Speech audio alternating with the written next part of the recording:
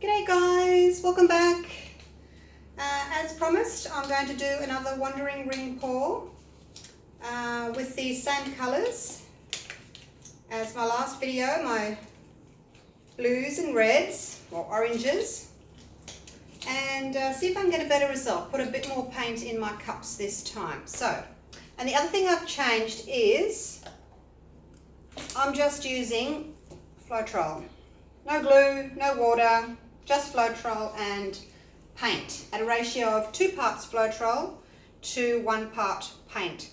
So these cups here have got 60 grams of Floetrol, which is 2 ounces, to 30 grams of paint, which is 1 ounce, so 2 to 1. Right. Now, as you may well be aware, if you just pour 1 cup, a big cup, by the time the paint gets down here, it's all muddy, it's been shaken up in there and it's all muddy. So I'm going to do 1 cup, get to the middle, change, do the other cup. That's the plan, and hopefully I won't get so much mud. So each of these little cups needs to have 2 layers in each cup, so kind of need to use, now this is going to be the last one, isn't it? So I don't know, what goes in first in the cup comes out last. So I want to have some yellow next to the white. So no silicone in any of the paints today.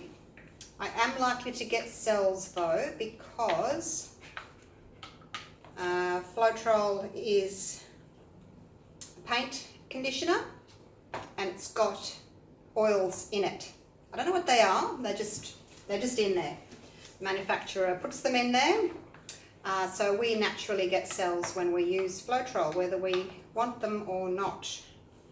Now I'm expecting a little bit of purple, I guess, from the blue and the orange, and a little bit of green from the blue and the yellow, but hey, doesn't matter. It's all pretty.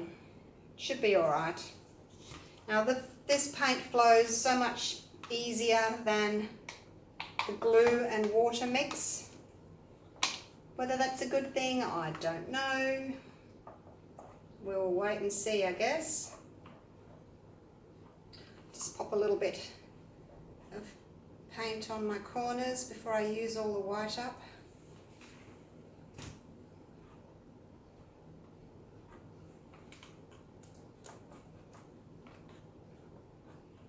There we go. It's New Year's Eve today, and I've been in the studio all day. I did go out to the shops and get myself some clear varnish for my coasters, and I've done a couple of coats on that, just on a test piece, a test coaster that I did a while ago, and wow, the colours have just popped. It's just amazing what the gloss varnish has done. So, you know what I did? I shook it, because on the can it said, stir well. And I thought, oh, I don't have anything to stir it with. I'm just going to shake it. So I'm shaking, shaking, shaking. And then I opened up and it was full of bubbles. And I thought, no problem. I'll torch them.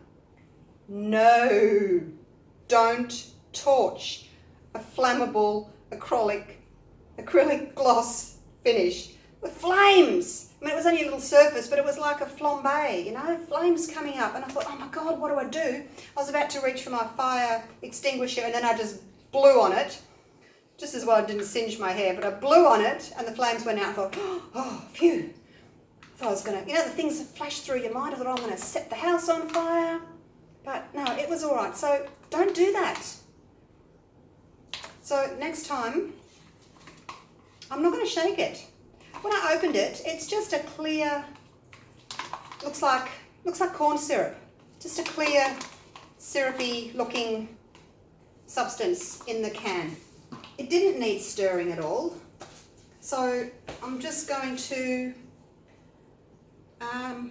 not stir it next time. I'm going to change this up a little bit. But again, I've got way too much paint here. I should be doing this on a bigger surface.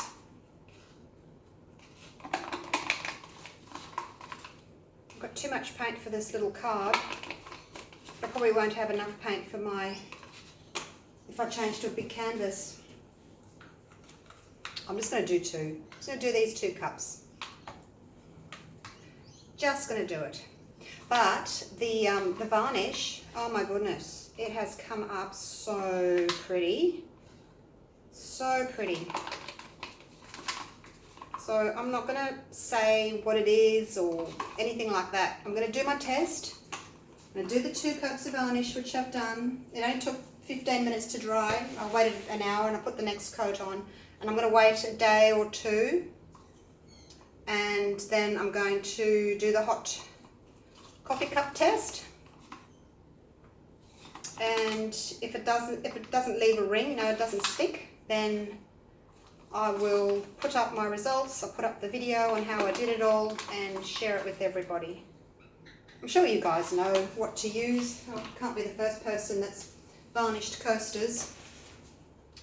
A little bit of white. Let's pop a little bit of white. Why not? And I've got a tiny little bit left.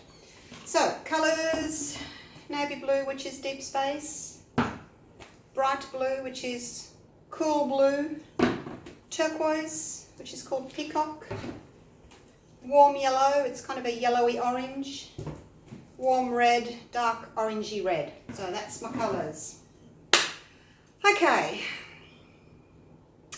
I really do think I've got way too much paint for this little surface.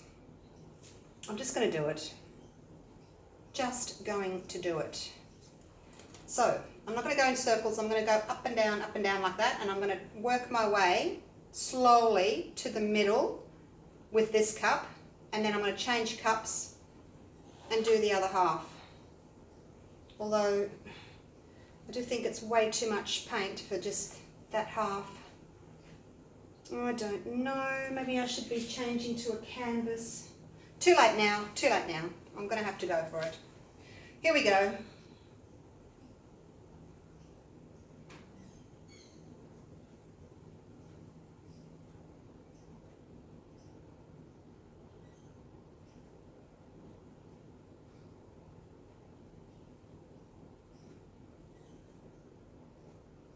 I'm liking what it's doing.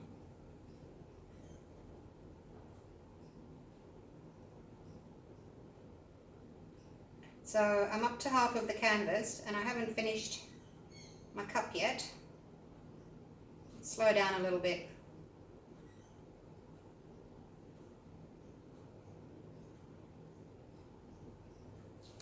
Actually, maybe I can stop there because it's starting to go muddy. See, that's really pretty up there. Let's take some of that off because that's way too much of the red up there. And I'm just going to start this here because I don't want too much of the same colour in there. Now, start again here somewhere.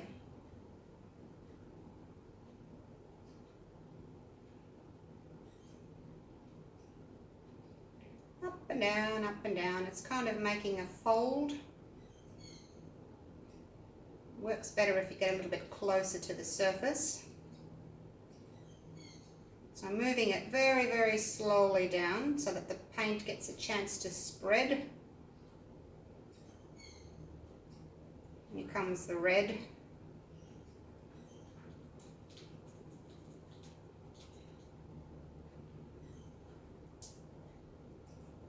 Okay, so it's running off. No point me going any further.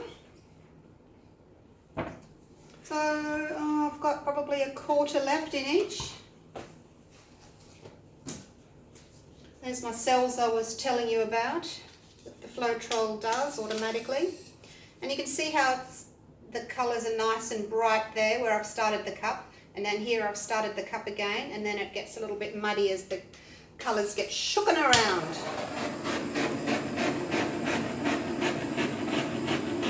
Mind a few cells popping up in this pour. I think it would be quite attractive. Okay, so basically, look at my little blue ring pour there. Basically, I should theoretically only have to tilt towards you and towards me, and maybe just a little bit to get to that corner. So let's do that. I don't know which way to go first. All right, let's go up there.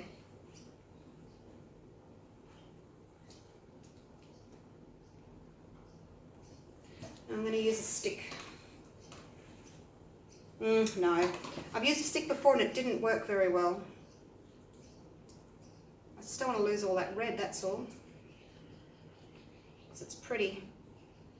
Oh well, I'm just going to have to go for it. I was trying not to...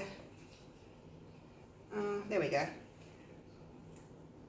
I was going to try to leave a little bit of white, but then I thought, no, I've got plenty of paint on here. Where can I hold it? Here. Now, straight up to the other corner. I'm losing all my red at the top, just as well I've got this red here. That's why I've got 2 layers of everything, so that if you do end up losing one layer, it doesn't matter terribly much. Okay. Weight of the paint back to the center a little bit. You don't have to do this, it doesn't have to be matchy-matchy. Actually, I quite like that. I might keep some of this off and leave this on this side and that on that side. Alright, let's just go straight down now. I'm going to bring some of this yellow over, as I said, get rid of some of that.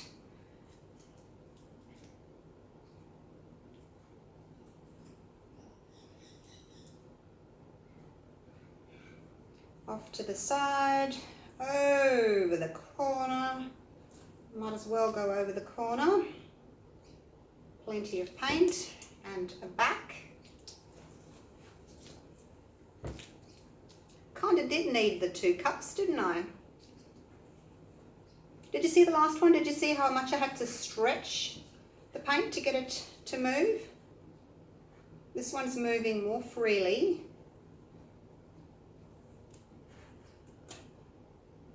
And it's quite interesting because I've got the Floetrol in there, so it's got some unusual effects happening with the Floetrol and the cells happening. And the more you stretch your paint with Floetrol, the more the paint rubs up against the other paint, and the more unusual sort of cell effects you will get.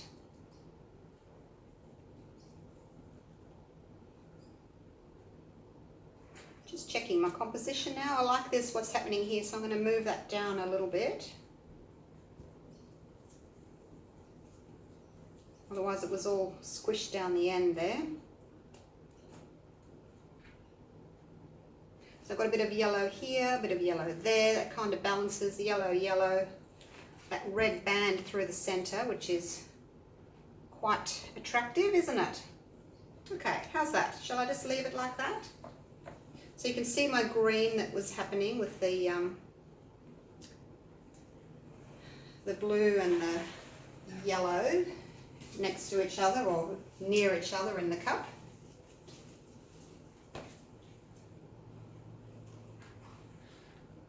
I put my finger in that, so I'm just going to put a blob of white there.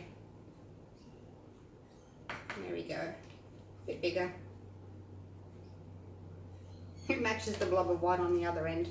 Okay. So, let's torch again. Oh, bang, crash.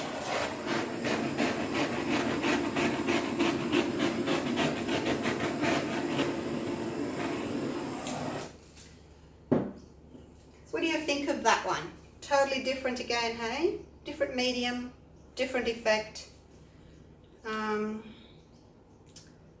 I guess from ring definition, maybe it was a little bit on the thin side. That was 2 to 1. If I went 1 to 1, I would get a better ring definition. Well, not necessarily ring, but just that pattern that I made. But yeah, quite happy with that one. It's different.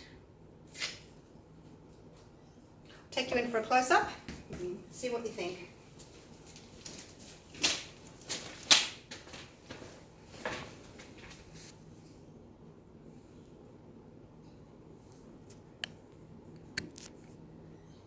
So I'm quite enjoying doing these wandering pours. They're not difficult. If you're just starting out in pouring, have a go at these, because there's no real right or wrong. Just get your consistency right. Little tiny mound on the top of the cup when you pour the paint into the cup. Too runny and it'll just blend too much and you'll have too much mud, but you can play around with this. There's no right or wrong. You can get a pretty painting without too much stress and trouble. So have a go. Layer your paints, pour them out, tilt, done. So easy. Okay, thanks for watching. Please subscribe to my YouTube channel and you can keep a track on all my pours. And I'll see you for the next one. I have a few ideas of some different things I want to do. I want to try some stripes. So that will be coming up soon. And I'll see you for the next one. Bye for now.